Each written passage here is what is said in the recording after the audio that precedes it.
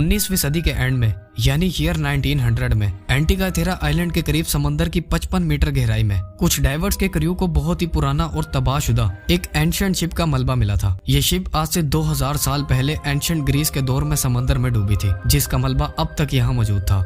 Research के दौरान इस शिप से डाइवर्स को एक बॉक्स भी मिला था जो बहुत ही खस्ता हालत में यहाँ पड़ा हुआ था।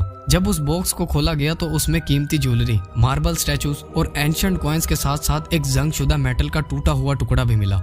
मेटल का ये छोटा सा टुकड़ा दिखने में बिल्कुल भी नॉर्मल नहीं लग रहा था। जब अथॉरिटीज तक ये न्यूज पहुंची तो इस पर फौरन रिसर्च स्टार्ट कर दी गई। जब इस मेटल के टुकड़े पर रिसर्च शुरू की गई तो जो कुछ सामने आया उसने हम इंसानों की तारीख को ही बदल कर रख दिया था। साइंटिस्ट और रिसर्चर्स को इस बात पर यकीन ही नहीं हो रहा था कि मेटल का ये टूटा हुआ टुकड़ा और कुछ नहीं बल्कि एंशिएंट ग्रीस में बसने वाले लोगों का एक कंप्यूटर था, जिस पर 35 छोटे और बड़े गियर्स लगे हुए थे, जिन्हें आज से 2000 साल पहले बड़ी महारत के साथ बनाया गया था।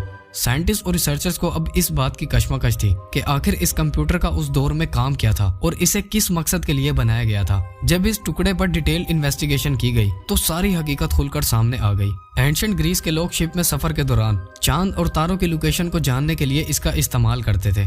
ये कंप्यूटर सोलर एक्लिप्स के साथ साथ चांद तारों की फ्यूचर लोकेशन को भी प्रिडिक्ट कर सकता था, जो इस बात का सबूत था कि एंशिएंट ग्रीस के लोग हमारी सोच से भी ज्यादा ज़हीन और एडवांस थे। साइंटिस्ट का यह कहना था कि मेटल का यह टुकड़ा अभी कंप्लीट नहीं है, इसका एक दूसरा हिस्सा भी है जो आज तक समंदर की गहराइयों ही में कहीं खोया हुआ है। मेटल के उस टुकड़े को ढूंढने के लिए कई एक्सपीडिशंस अरेंज किए गए, लेकिन कई सालों की मेहनत और रिसर्च के बाद भी साइंटिस्ट और रिसर्चर्स उस मेटल के टुकड़े को ढूंढने में नाकाम रहे, जिसके बाद इसे नेशनल आर्कियोलॉजिकल म्यूजियम में नुमाइश के लिए रख दिया गया।